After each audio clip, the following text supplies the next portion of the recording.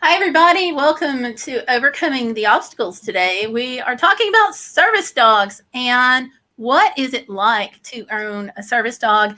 And if you have any questions about like how to own a service dog or pros and cons about owning a service dog, we're going to be talking about some of that today. Now, we have got two people who are service dog handlers right here online with us. We have Tanya from the channel of Tanya Lambert, and we have Candy the Wee Service Dog from the channel of Candy the Wee Service Dog. And we have myself. I'm a in between service dog handler right now. My service dog of many years passed away in March. So I'm going through the process to obtain another service dog. And I'm switching. We did owner trained for the first service dog, and I'm switching to getting an agency trained dog right now from the same agency that Tanya here got her service dog from. So we're going to talk about that. First, that's where I am with service dog ownership or service dog handling. Candy, do you want to fill us in on where you are, and then Tanya? Yes. Well, first of all, my real name is Laurel. Candy is my dog. She has her own social media. But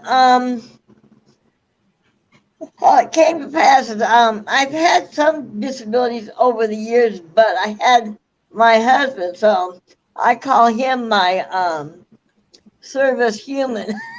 And so when he passed away, then everything just kind of plummeted. I mean, everything got more intense and all that.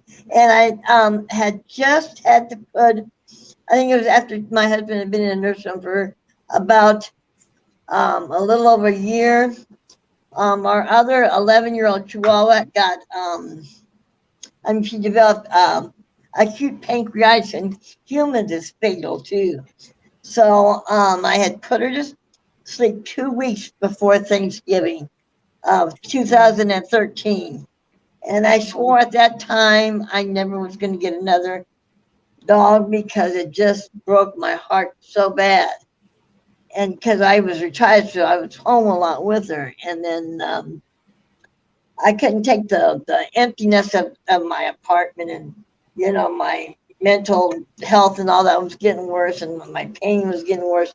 So I originally got Candy as an ESA. Well, lo and behold, after I think not even quite 2 months, she started naturally alerting to my neuropathy. Now, I have neuropathy from spine issues that, the spine messes with the spinal cord. And so I do not have diabetes, but she would alert to my neuropathy, and it was very subtle that I didn't even know that my leg was going to go. I don't have drop, but like you, but my foot would fold up because of the leg. The leg would go numb, and then, of course, that would include the foot, and I would stumble, and sometimes I'd fall, but sometimes I'd catch myself, and that's sometimes worse because then you pull muscles like what is it in your bottom? Is that like glute? I can relate to some of that. Yeah. So, anyways, yeah, you can too, Tony. She started alerting to that, and then I started doing research about, owner training because I had heard people doing that, and then lo and behold, I decided to go on YouTube, and I came across some lady named Gail Crabtree, and that's how I got information, and then I joined a couple service dog groups on Facebook, and then my personal chef that came in to cook for me because of all my nerve damage, his wife is the trainer of the penguins, but one of her coworkers is an animal behaviorist, not a trainer. Although he's done that, but he's not just he's a behaviorist for any kind of animal, but he also has side business of training service dogs. So I got a lot of information and feedback from him. And so with all that support and with the service dog group that I belong to, there's one it's local in Ohio, and we would go on outings together to work on public access. Imagine taking 10 dogs. Most of them were either the bully breed or the bully breed mix, or somebody had a great Pyrenees. I mean, yeah, so little tiny kids that she Well, can't. But and it's not just public access. I mean, one of the things that you want is you want your service dog to be very well acclimated to other dogs. yes, So they won't become well, territorial. imagine 10 dogs in Cheesecake Factory. But the manager was so impressed because, we would drop crumbs. Not only they wouldn't try to eat that, but they wouldn't kind of, how they could get resource guarding and maybe try to fight with one. They all just ignored the food. He was just so impressed how they would ignore the food. But so anyways, Right. that's what we did. We did we went on field trips together. And then like I said, the gentleman that did the behaviorists. And then within that group that we went on the field trip, there were two people that they had to retire because of their disabilities, but they still did a little bit. They were service dog trainers as their career, and then they ended up needing service dogs themselves and couldn't do the work anymore, but they still would come to, like they travel like that. She still does, but with the pandemic she can't do it. But if there's like enough people in Cincinnati that want to do the public access testing, she will do that. She will also do the the good citizenship testing. So she would test Citizenship, yes. yes, and that way, as an owner, you feel confident. Hey, well, if anybody, I mean, they'll see her And that's behavior. something every service dog handler should do. Yes, Do and that, so the public access test, the canine citizenship. so I had all these different resources to help me, and then like I said, Candy at first was just doing 3 of those tasks. Now Ohio, every state's different. Ohio does not what's the word?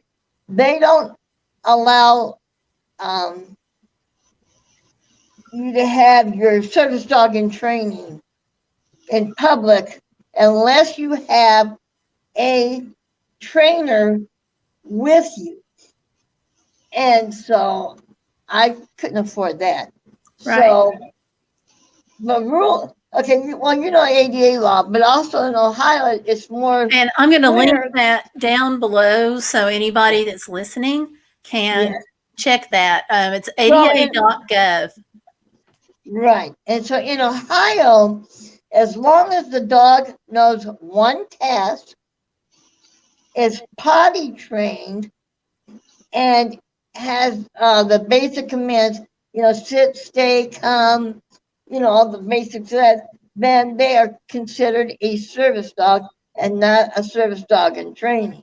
So if you have a disability that requires a service dog. Right, and that's something I think people who, we'll talk about that in a minute, but I think that's something that people who are listening to this, need to understand. It's not just something you wake up one day and you go, no.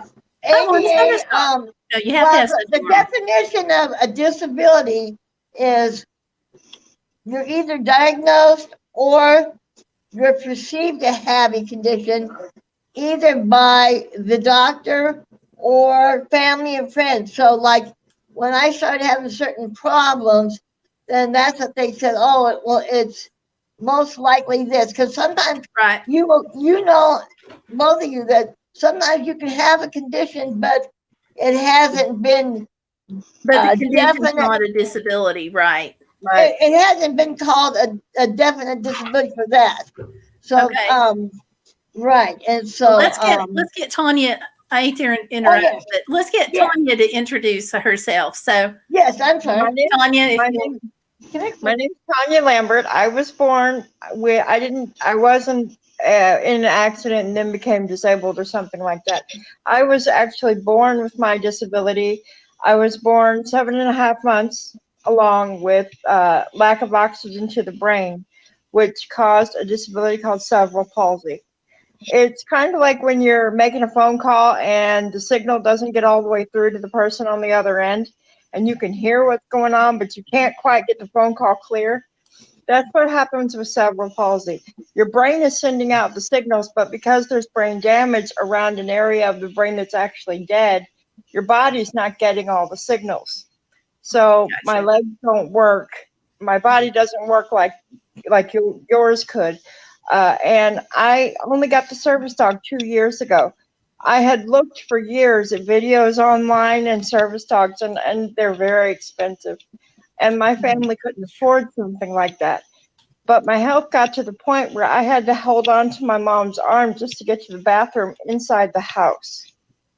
Mm. So I couldn't walk unaided anymore. I couldn't use my crutches anymore because I was knocking them out from under myself with muscle spasms and twitches. Okay. And it was becoming pretty clear that my independence was going to go pretty fast. And I'm one to hold on to that independence. I'm very stubborn. Well, I think And- most of us Yeah. want to be independent. Yes. We want to be able to live our lives. I met a friend of mine who was going through the same agency to get a diabetic alert dog. And she said, why don't you get a service dog or at least check it out? And there was a place here I'm in Missouri, and there was a place in St. Louis that said, yeah, we'll give you a service dog. You don't have to pay for it. Wow. I thought, great. I said, what can you train the dog for? And here's where the problem came in. They said, we can train the service dog for one disability only. I have multiple disabilities. I can't choose which day, which disability is going to work. I'm going to work with, and the others can sit in the background. That doesn't work. Yeah. So I needed some place that could train for multiple disability training, and CARES in Concordia, Kansas is the one that really had the pedigree to help me. Good. Archer's trained for 150 different commands, and he's picked up others since I've had him for 2 years now. I've got an English lab who's 3 years old, 104 pounds. His name is Archer, who is named after one of the little kids from the orphan train. I call that the orphan train litter, and it was in honor of the orphan train would stop in Concordia, so they have a museum there and everything. And they honored some of those kids with a naming of the litter. So. Nice. You know, and that was something too I noticed with Tomlin, my service dog that passed away. One of the things, and I mentioned this off camera, you know, service dogs, they're trained for task A, B, and C, but they sometimes start doing task D, and then you have to, you know, train them or work with a trainer to get them trained. In my case, Tomlin, I have asthma, and it has put me in the hospital, in the unit, and on breathing machines. Yes, I have asthma as Not well. just the nebulizers. I'm talking about ICU breathing machines helping me breathe. But I started noticing that at night he started headbutting me and waking me up. My Archer does that. And he wasn't trained for it either. But when I asked the trainer about it, she said that they can hear our lungs better than we can. I think So that's what he was doing. Archer had put it together every time he saw me use my nebulizer, that sound would precede it. And he put it together on his own. He's also not diabetic alert trained, but 2 of my friends have diabetes, and my sister has diabetes. He has alerted all 3 individuals numerous You know what? their diabetes. He went clear across the church to get to my friend because she was in the choir loft and I was on the other end of the choir loft. He went around the whole church just to get to her during practice because he noticed her sugar had dropped from the other side of the church. Wow. He was not trained for that. But Yeah, you know, Tanya, once I finally that is realized pretty Tomlin common. was alerting, I had to get with a trainer and bring that out. Yeah, But it is common for. It is common, more common than people realize. Like I said, Candy started out with 1 or 2 tasks. She now does tasks for 12 of my 24 disabilities disorders. Nice. And a couple of them are life-threatening. The one, like you're talking about at night, I had to sleep on a hospital bed at a 45-degree angle because I have such a bad hiatal hernia that I can aspirate. Well, Candy picks up on this thing. It's not even a cough. It's, you know how sometimes when you feel like you have like a piece of wood in your throat and you just go like that. And I'll be sleeping and I'll just make that very subtle sound like, and she will get up. She will tap me if I don't wake up. Sometimes I think she'll start pawing at my face. If I don't, she starts licking my orifices, my nose, my mouth, my ears, and start barking. And then I'll wake up and then I keep cold water by the bed and then I take a sip of that and I'm okay. But Wow. all those are things that, and the funny thing when you're talking about alerting for other people, I do have some psychiatric things, and so I do get, anxiety and panic attacks. But we went seeing that movie, what is it, from Mercy Me? Anyways, there was one really emotional scene, and I didn't make a sound, but Candy quietly got up in the theater and she, calmed me down. And my friend, she has it, but not to the degree that I have. She works for Macy's. But when Candy was done tasking for me, she quietly went over to my friend and calmed her down. And she was so impressed. She put it on Facebook about that she thought service dogs only did tasks for their handler, and that she didn't know that if somebody that's close to you, like that knows you really well, that they will, if they got the same kind of a disability that you have, they will do that. And they're finding that's kind of more common than they used to think. Yeah.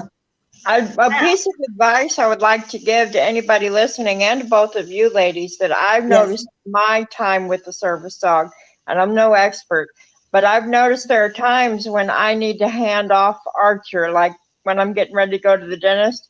Archer has a tendency to push people away from me if he thinks they're causing me distress.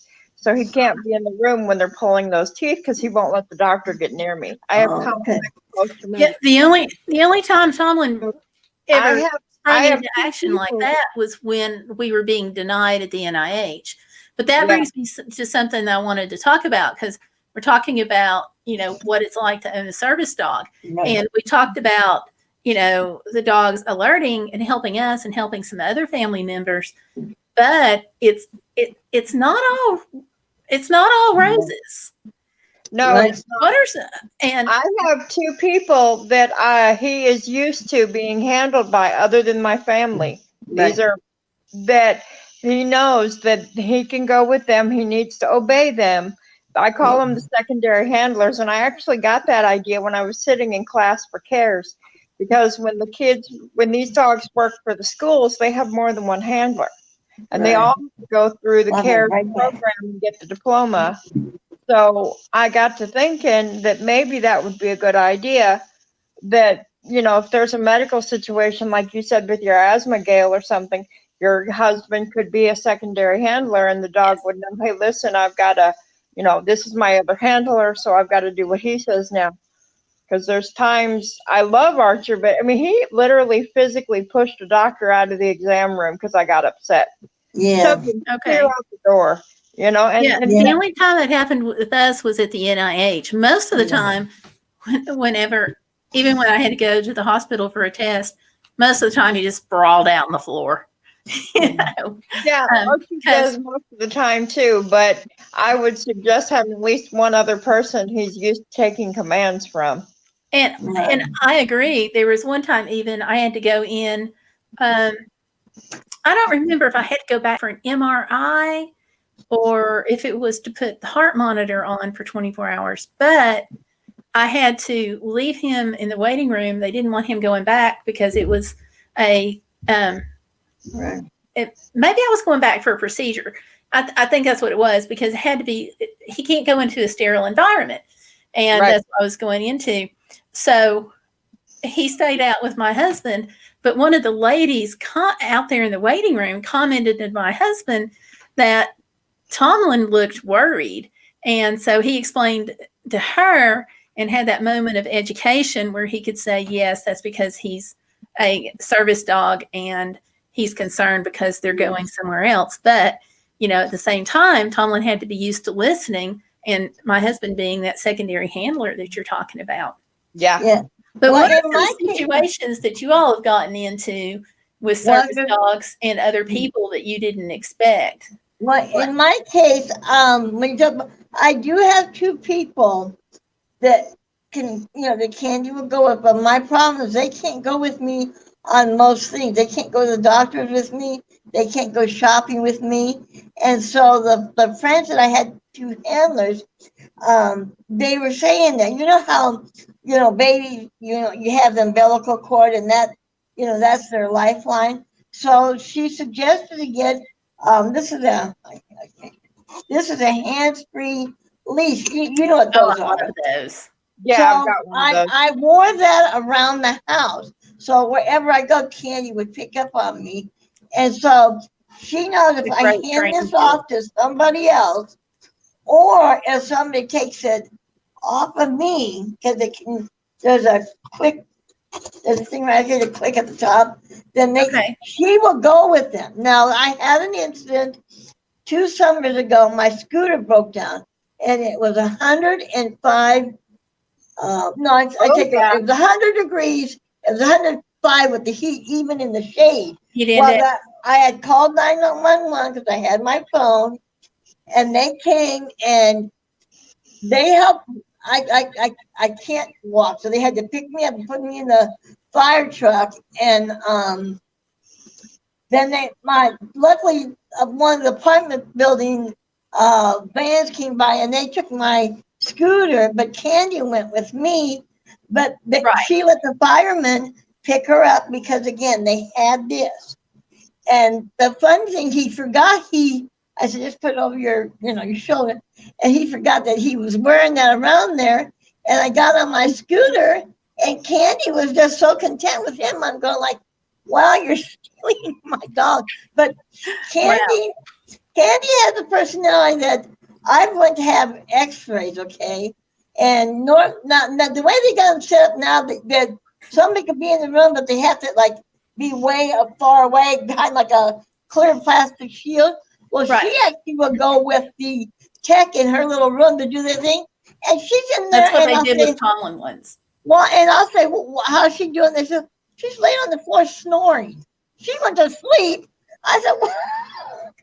There you go. And then the other thing, like you guys are, I think one of you guys addressed about if they think you're in pain or whatever. Well, I kind of, Tanya was talking about that. So I kind of prepare Candy for things like that. Like I had to have, when they thought I had blood clots in my legs, but it was a whole nother situation. But anyways, they had to do the ultrasound. Well, that's painful when your legs are 3 times their normal size. And so naturally you're going to groan like, oh, out. Yeah. And so I said, I swear she's half human. I said, Candy, and Mommy goes, And when we got back into the room, luckily I didn't have to take off, I think I just had to take off my pants so they could, and I said, Candy, remember, Mommy might make funny noises. And I did. And she did not get upset, but she did look, she stretched her neck like that, and that she wasn't. And then one of them had to tell, it's really cute. I had to get cortisone shots in my knees. While Candy's across the room sitting on my scooter and I'm on the table. And she, the doctor sprays that stuff, that freezes it and it makes that. And Candy thought that was pretty neat. Well, then he takes the cap off that big, huge needle. And Candy was so funny. He died laughing. He almost couldn't do the shot because he laughed so hard. But what happened was when she saw that needle, how long Sorry it was. about that, camera down. Oh, good. Well, when Candy saw that needle, she didn't panic and like jump like that. She saw that needle and she just turned her head and she went like this, like, I'm not looking, Mom. I'm sorry. You're on your own. She would not look at that needle going into my leg. And the doctor died laughing. He said, I don't want you blame Mackenzie. I wouldn't want to see that either. That's Back cute. to your Yeah. question, cute. Gail. Now, One of the problems I noticed, and for me, it was rather surprising. I hadn't had him very long, and we had taken him to the vet because Mhm. he was not well when I got him. He had Giardia. And Okay. I had gone into Walmart with him, and I have a mobility harness with him, so it's got a handle. And I was holding on to him, and this guy who was waiting on a scooter in Walmart just reaches over and grabs at that handle and pulls Archer to himself. And he's like, come here, dog. And I'm already leaning on Archer. Yeah. And, I've got his leash in my other hand. And because he's wearing a martingale in case he misbehaves, which I don't have to correct him, but I got a martingale anyway. Right. And I'm having more trouble in especially certain stores with adults. I've got kids coming up to their parents going, Mom, no, that's a service dog. But the adults seem to be a lot less educated than the children about the dogs, and they're reacting more, or they're completely ignoring when I say, please don't pet him, please don't distract him. I've got one lady at the art group I used to belong to who I had to quit going to art group because she would flat out say, oh no, I don't got to listen. And she distracted him bad enough one day I almost fell. But I have more trouble with adults. Right, I was gonna say, and a lot of times adults do know, because I've had so many adults tell me, "Oh, I'm not supposed to pet dogs, but I just love them." But when you talk about it, I had that happen a few times. but see, with Candy being tiny and she's so adorable, she sits on my lap most of the time, unless I have to get up, like if I'm getting something off the shelf of the store, she gets down and walks. But I've had a couple of instances where I had no, and just all of a sudden somebody reaches over my shoulder and let me, come here, Ken. She's so well trained that I thought maybe she would do that. But come here. And I think if anybody watching this is considering a service dog, let me show you what they did to her.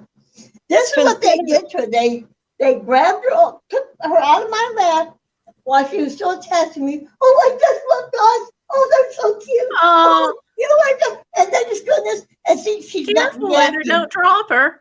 No, I won't. But she did. You tell me she did that with. And I mean, some dogs would have run after her. That they don't know that. They don't know that she's that well trained. Right. I mean, to grab an animal and do that. Problems too with ESAs, which let me just clarify for folks. An ESA is an emotional assistance animal, and they're not recognized as service dogs because they don't have the same training. These you don't have to have any kind of training for an ESA. ESAs just do what we talked about earlier. They pick up on things. You do have to have training. You have to have a disability that qualifies you for a service dog, and you have to have that service dog trained to mitigate at least one task in order to be a service dog. It has to help correct a life-limiting disability that you have. They have to be task trained for that. ESAs don't. So what happened to us a couple of times, Tomlin twice was just flat out attacked. And so one of them was a small dog that was on a leash, and it came up and started, lunging toward Tomlin and growling, and the owner got kind of close. And I was like, anyway, I won't say what I said because this is a family channel. But I was just like, and Tomlin, thankfully, one of the commands, ignore. Yes. So I said that. I always say leave it. I say works too. Well, when I say leave it, it doesn't mean, I can tell her to leave it, a food, leave a sound, leave a smell, leave an action on it. Right. But what kind of dog did you say you have, Tanya? I have an English Labrador. Okay. Well, they have a lot of labs here in Cincinnati, and we have the Association for the Blind, and they use an organization that trains a dog. But I'm telling you, I've had friends that sometimes they have to go through 3 or 4 dogs before they get a dog that's well trained. Well, there was one time in the store, there was the actual trainer and then the person who was visually impaired. And that dog jumped up on me and on my scooter and was pulling at my foot.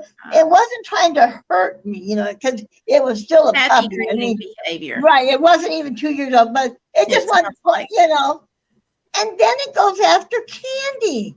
Now, Candy, I told her to leave it, so she turns away, but the dog is pulling on her little harness. He's Okay.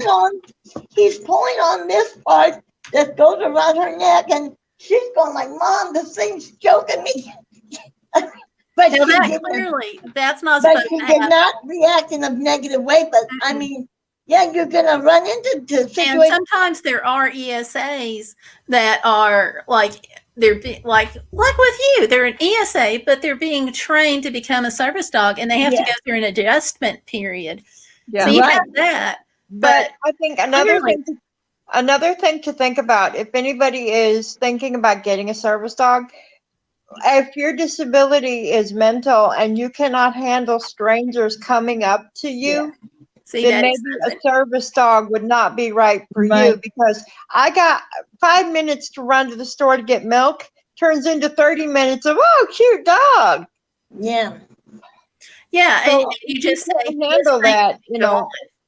Or But they then- have well-meaning times. Sometimes they have well-meaning things, like they want to know, like, oh, well, how should I behave around a little dog? And like you say, I'm trying to tell them that I have to catch this public access van, and they only wait 5 minutes, and they will leave me. Oh, but I got one more question, and that's why I went ahead and had business cards made up Yes. of Candy, and so I said, here, go on her social media, and you can find out a lot more information. I really got to go, but yeah, I mean, they're well-meaning, but like you said, you're there to take care of yourself. Well, they're Like not I said, always well-meaning. They're Well, not. no, There you're are talking some about- people oh, who are I know. idiots So that- don't, you don't have to tell me that. I don't know how many times I have been told that's a fake dog. I said, there's no such thing as a fake service dog. The dog is not pretending to be a service dog. They don't have that mentality. They're It's fake the owner. handlers.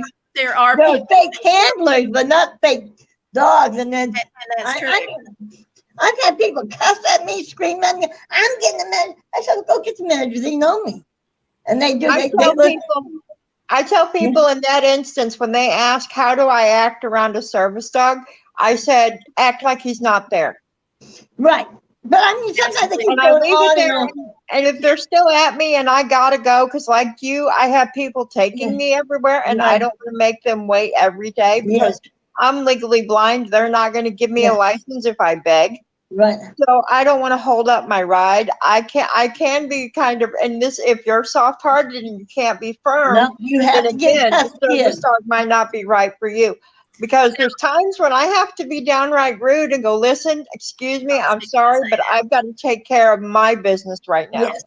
Yeah, and I Like don't think that's rude. And something I will do, Candy, you mentioned the business cards. Something I will do is just hand them the business card and tell them that on my YouTube channel, Right. the other channel that I have, Gail Right. Crabtree, on the other channel, I have a playlist of service dog videos and invite them to go check those out and tell them I'm sorry. I'm pressed for time. Yeah. I got to go, but here's the business card. Check it out. Email me if you have questions. Well, you know what? I don't know all the answers, but I tell them that. Well, but I want to correct you on one thing, Gail. Don't say I'm sorry, because then that. Well, I'm trying to be polite.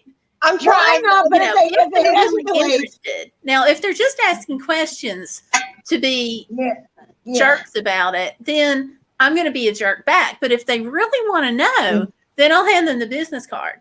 And Like it's I like me. I have 2 different kinds of leashes I use with him. A leather crossbody lead, kind of like Candy's there, Laurel's. And that's his working lead. I've got 2 of those. Those are his working leashes. If you see those attached to him, I tell everybody, leave him alone if you see that leash. If you see a black See, mine's a flexi lead, bungee cord. that's his off work leash. I never ever work a service dog on a flexi lead. You have no control. No, That's- That's and his you- going yes. potty lead. Yes. That's his. I got to go pee and run back in the And, house. you know, having control. two different sets of gear is something that I think a lot of people don't think about when they first get a service dog. Yeah. But, you know, when you're talking about what it's like to have a service dog, having two sets of gear, because you have the one gear, you know, and I tell people all the time, it's like you put on your uniform when you go to work. You know, you're putting on scrubs if you work in healthcare, you're putting on a fast food outfit if you're going to fast food, or, you know, military or security, you put on your outfit and that tells you. That's right. And with Archer, Same thing because with of dogs. mobility, I have a scooter like Laurel does. And so when I'm on my scooter, he's in his second vest, which is not a mobility vest, but it's still telling people that he's working. It tells Archer himself. He knows when he sees either one of that set of gear, okay, I got to go to work. I can't be a puppy anymore. I got to be a serious service dog. Right. And then when that gear comes off and he gets the free command, because they told me in CARES to use okay. Well, everybody I know says that all the time. Or So I release is changed common the too. release command to free because that's a less common word. And I taught Archer sign language so that when the Candy knows sign loud, language. I can use the Very sign good. language. But he knows when he sees either one of those gears, he's got to change his mental focus. Well, So, you know, people need to know to But do now, that. They've even got to though have he's their technically uniform. off duty, if you have a problem, you know, with Tomlin, like he could ignore the whole world when he was playing. But yet, if we were out somewhere and hi Archer, Hi if we Archer. were out somewhere, Oh, what a hotel or whatever, and we were at the dog park and it was his off duty time and he wasn't in his gear, he still knew that like mommy fell and he was like right there. Right. So Yeah. Now, Candy has two different harnesses. I'm not holding them right. those There are we go. cute. Okay, now Those are cute, Laurel. this one has no So padding. tiny. So she wears this one when we're just doing a quick run. Like if I'm gonna hop in the car with my daughter-in-law and we're just gonna go get some stuff from CVS and come right back, she wears this because she doesn't have to lay on this very long. If we're going like to the movies to watch a movie or to the restaurant, this one is padded underneath.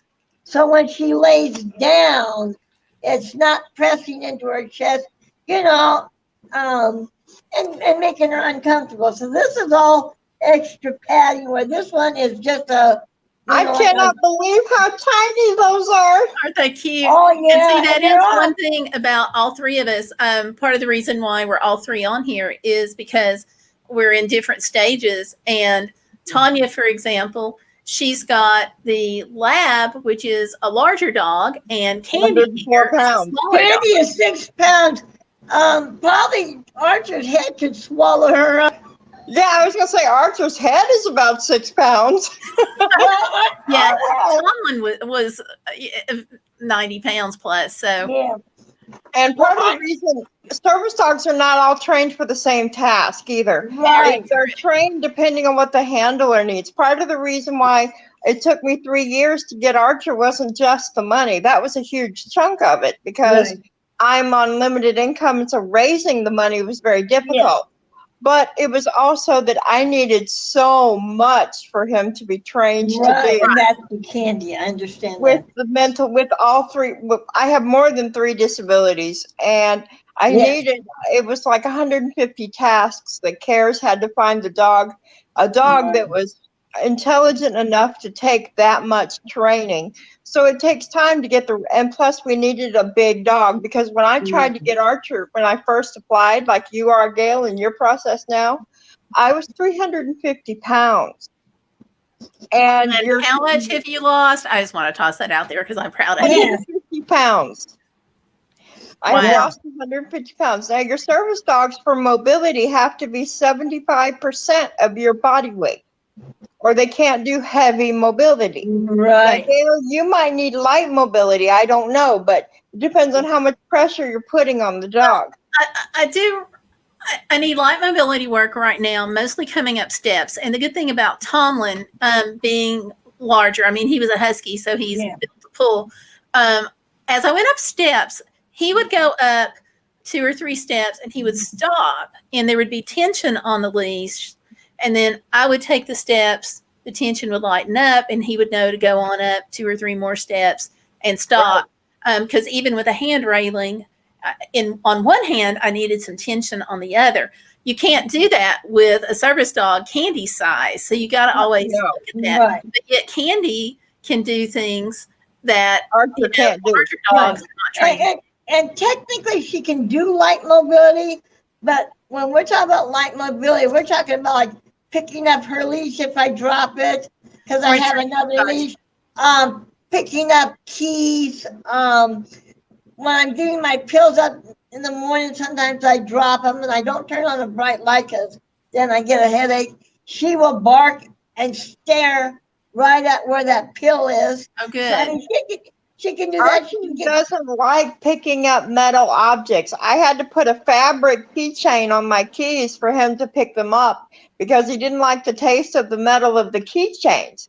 But now if you drop money, he'll immediately pick that up and hand it to me. When I say heavy mobility, though, I'm talking I actually have to put body weight on him. Right. And that's just for anybody that doesn't know the difference. Progresses, I'll be to that point. Yeah. But just to give you a nice, this is, that's how long Candy is. The size of a size 6 flip-flop. But there are people who use small dogs too, because they can put them in the carrier and they can sense. I believe this is about for diabetes. This is about 8 inches long. So she is small. This time has flown. We just got about 1 minute here before we need to start wrapping up. Okay. What do you guys or ladies want the world to know about service dog ownership in like 1 minute, 30 seconds each?